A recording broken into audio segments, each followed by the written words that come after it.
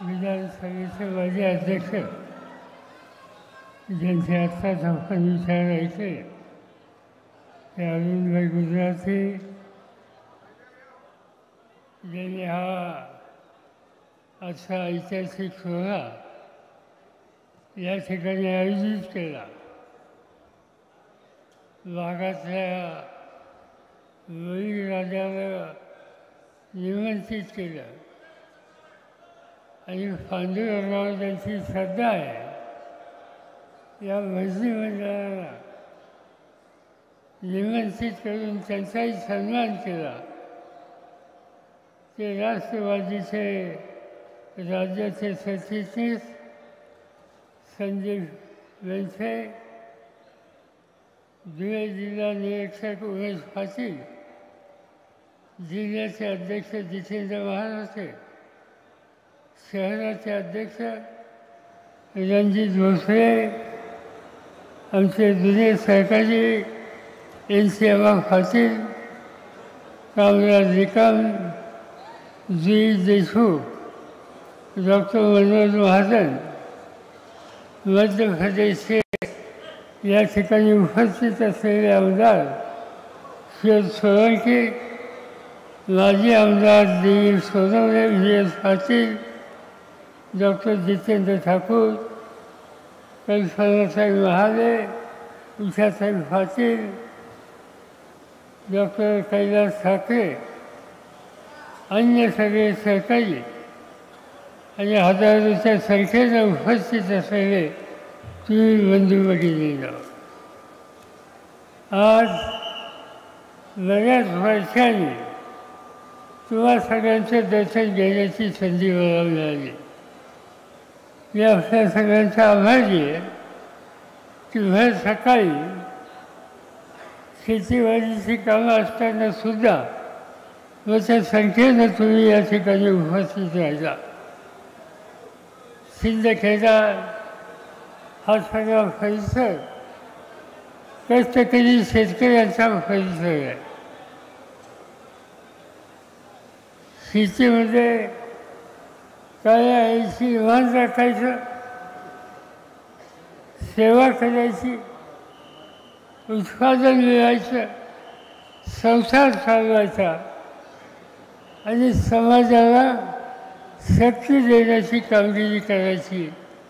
हे काम आमचा शेतकरी राजा सतत करत असतो. अलीकडच्या काळामध्ये राज्यकर्ते जे आहेत त्यांना शेती संबंधीची आस्था नाही. अनेक धोरणं सांगायची की जी धोरणं हिताची नाही आहेत. आजच्या भाषणामध्ये कांद्याचा उल्लेख झाला. कांदा हे एका दृष्टीनं जिल्ह्यात शेतकऱ्याचं पीक, सामान्य माणसाचं खाद्य.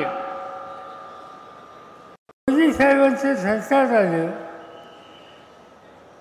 तुम्ही पिकवलेला कांदा तो धुळे जिल्ह्याचा असेल, नाशिकचा असेल, पुणे जिल्ह्याचा असेल, सातारा जिल्ह्याचा असेल, त्या कांदा उत्पादकाला 2 पैसे मिळायला पाहिजेत ही त्याची मागणी. हे जिल्ह्यात शेतकऱ्याचं पीक आहे. तो काही मोठा मागायचा नाही, पण कांदा पिकवतो.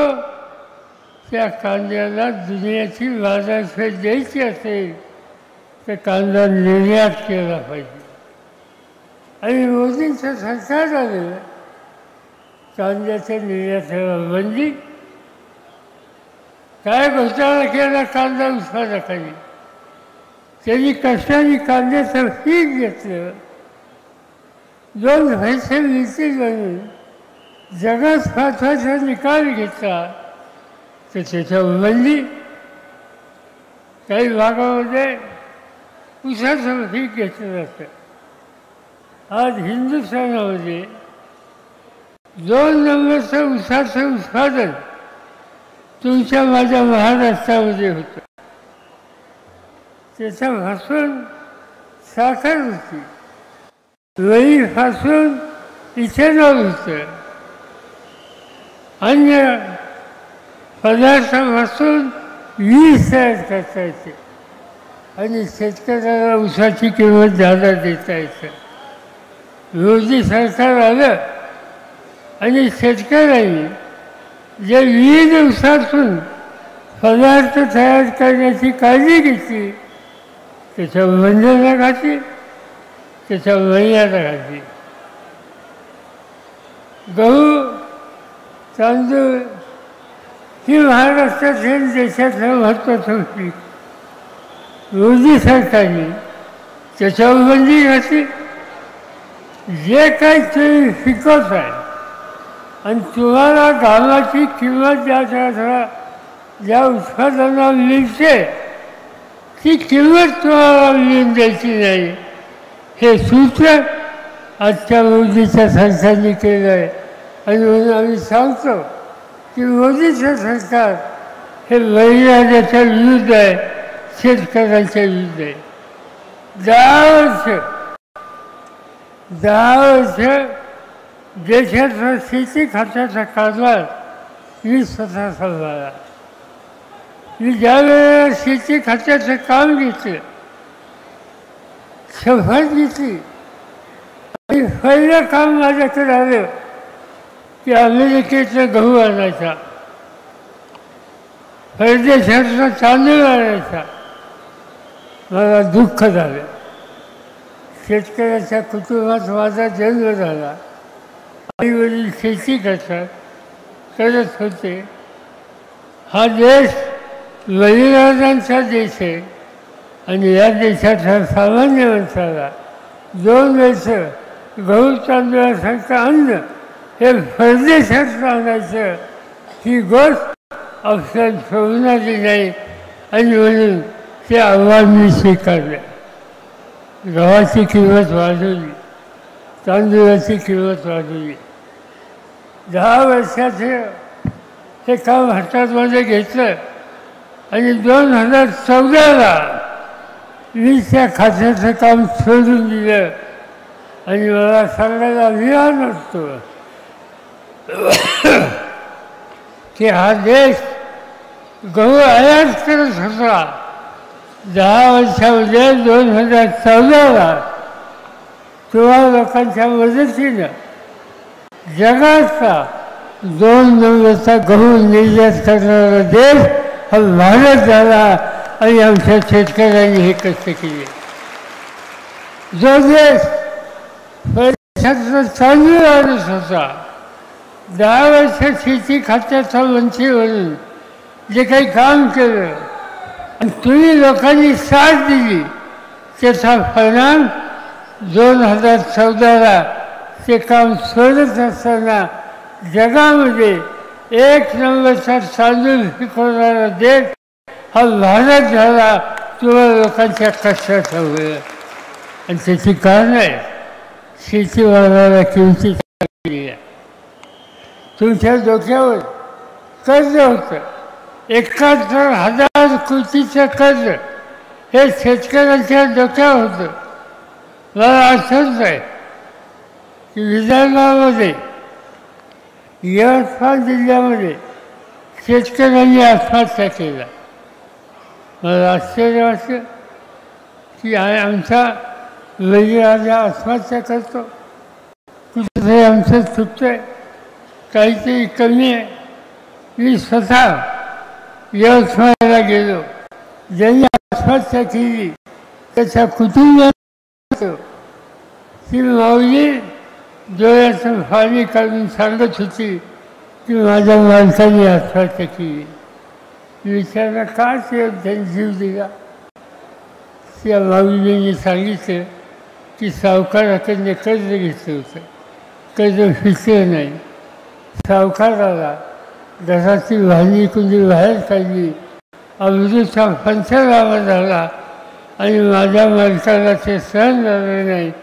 इंजिन घेतलं आणि जीव देऊन टाकला. शेतकऱ्यांनी आत्महत्या का केली? त्याच्या डोक्यावरचं कर्ज फेडायची त्याची ऐपत नव्हती. आणि दिल्लीमध्ये परत गेलो मंत्रिमंडळाच्या बैठकीत केला आणि 71,000 कोटी रुपयाचं शेतकऱ्यांचं कर्ज माफ करून टाकलं आणि त्याला कर्जमुक्त करण्याचा निकाल या ठिकाणी घेतला. इच्छाच नाही, पण जे कर्ज घेतात आणि वेळा फेडतात त्यांना जी 14% 12% व्याजाचा दर होता तो 6%वर आणला, 4%वर आणला. फक्त नेहमीच परत करणं ही अट घातली आणि कमी व्याजामध्ये कर्ज द्यायचा निकाल घेतला. शेतीमालाची किंमत दिली. आज आम्ही जगाचे शेतीचं उत्पादन वाढवणारे महत्त्वाचा देश आज तुमच्या माझ्या सगळ्यांचं झाले. इथं आल्याच्या नंतर अनेक गोष्टी आमचे सरकारी संदीप बेनसे आणि बाकीच्या सरकारांनी माझ्या कानावर घातले. हा तालुका कष्टकरी शेतकऱ्यांचा तालुका आहे, पण दिसतं काय या ठिकाणी गुंडगिरी सुरू झाली, सत्तेचा गैरवापर सुरू झाला, खोटे खचले निर्फाद लोकांच्या भरायचे आणि दमदाटी करून एक प्रकारचं गुंडगिरीचं राज्य या ठिकाणी आणू शकतो असं चित्र या ठिकाणच्या लोकांनी केलं. आणि दुर्दैवानं ज्यांना 20-20 वर्ष आमदारकी दिली ती आमदारकी इथल्या लोकांच्या डोक्याचे प्रश्न कमी करण्याच्यासाठी न वापरता ती आमदारकी लोकांच्या खचेवर त्याला तुरुंगात टाक, त्याला त्रास दे यासाठी गैरवापर गेले अनेक वर्ष आज या तालुक्यामध्ये जातं. हे वन देशमुखांच्या सारखा एक सहकारी, एक प्रामाणिक माजी मंत्री की जो तुम्हा लोकांच्या हिताची दखल करण्याच्यासाठी बरेच कष्ट करतो, त्याच्यावर खर्चे त्यानं तुरुंगात टाकायचं. जो तुमच्या हिताची रक्षणा करण्यासाठी सतत प्रयत्न करत असताना त्या हेमंत देशमुखांना अटक केली जाते, तुरुंगात टाकलं जातं. याचा अर्थ सत्तेचा गैरवापर कसा केला जातो याचं एक चमत्कारिक उदाहरण आज या तालुक्यामध्ये आमच्या सगळ्यांना बघायला मिळते. आणि म्हणून सत्ता ही लोकांच्या सेवेसाठी असते, पण काही लोकांच्याकडे सत्ता हातात आल्याच्या नंतर त्या सत्तेचा वाद हा डोक्यात शिरतो आणि एकदा सत्तेचा वाद माणसाला आला की तो अशा प्रकारे सत्तेचा गैरवापर करतो. आणि म्हणून आपण लोकशाही याचा विश्वास ठेवणारे लोक आहोत.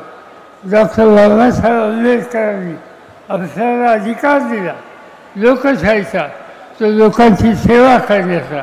आणि एका बाजूने लोकांची सेवा करायची आणि दुसऱ्या बाजूने सत्तेचा उन्माद ज्यांना चढलेला यांना खऱ्यासारखं बाहेर काढायचं आणि त्यांना बाजूला करून त्यांना त्यांची राखायची. हे काम या निवडणुकीच्या निमित्तानं करायचे. 20 वर्ष आमदारकी, काय विकास नाही, रस्ते धड नाहीत, शेतीची अवस्था ठीक नाही. काय केलं 20 वर्षामध्ये? काही कारखाने काढले, साखर कारखाने काढले, जी कारखानदारी होती ती बंद केली. नव्या पिढीला MIDC रोजगार दिला. काय केलं हातामध्ये? आजूबाजूच्या जिल्ह्यामध्ये प्रगती दिसते. नाशिकमध्ये गेल्याच्या नंतर दुसरं चित्र दिसतं, पण या तालुक्यामध्ये विकासाच्या संदर्भात काही भावल्या गेल्या 20 वर्षात टाकली नाहीत हे चित्र या ठिकाणी दिसतं. आणि म्हणून आज काही लोक सांगतात की आम्ही काम करू न करू, पण आम्ही आमच्या बहिणींना 1500 रुपये दिले. बहिणींचा सन्मान हा या देशामध्ये प्रत्येक माणसाला आनंद असणारा सन्मान आहे. पण आवश्यकता काय? तुम्ही रोजच्या वर्षांत वाचा महाराष्ट्रामध्ये रोज वर्षांत उघडल्याच्या नंतर कुठेतरी मुलीवर अत्याचार झाला, कुठेतरी बहिणींच्या अत्याचाराला ही बातमी असायला मिळते. 1500 रुपये ठीक आहे, पण 1500 रुपयापेक्षा आमच्या भगिनींची अभिनव वाचवणं, त्यांना संरक्षण देणं, त्यांचं रक्षण करणं याची खऱ्या अर्थाने आज गरज आहे.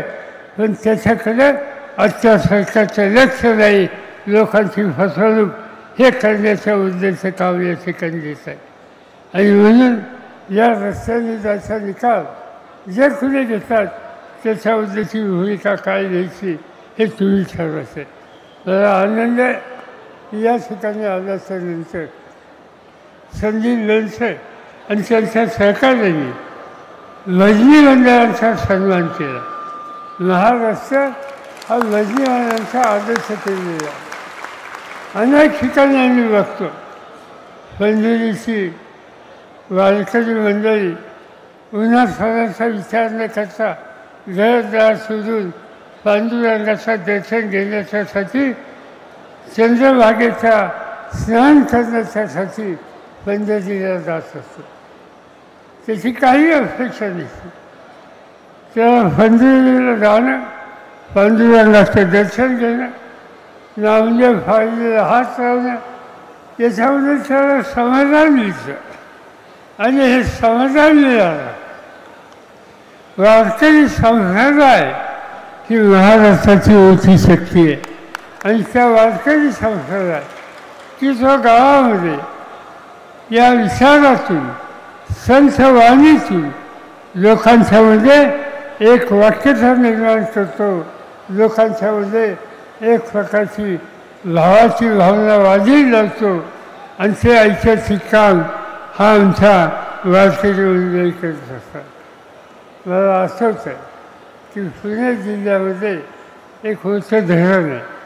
त्या धरणाचं नाव आहे उजनी. आणि त्या उजनीवर एक मोठं ते धरण त्या ठिकाणी बांधलं गेलं आणि पंढरपूरला जाणारं पाणी थांबवलं गेलं. मला आठवतं आहे की यशवंतराव चव्हाण त्यावेळेला महाराष्ट्राचे मुख्यमंत्री होते. आम्ही लोक तरुण कार्यकर्ते होतो. आणि ते धरण त्या ठिकाणी बांधलं. चंद्रभागा नदी अडवली. चव्हाण साहेबांनी भाषणात सांगितलं, पांडुरंगा तुझी चंद्रभागा आम्ही आज इथे अडवली. तू उन्हाळ्याचा दगडात धोंड्याचा विचार न करता तू या ठिकाणी येतो. आज तुझ्या येण्याचं कारण काय? तर तुझी इच्छा असते चंद्रभागेचं स्नान करायचं, पांडुरंगाचं दर्शन करायचं. चव्हाणसाहेब पुढे असं म्हणतात की हे धरण आम्ही बांधलं, पांडुरंगा माझ्या वारकऱ्याला तिथं जाता येईल या नव्हती. पण धरण बांधलं त्याच्या शिवारात पाणी गेलं. पाणी गेलं, ज्वारी फेकली.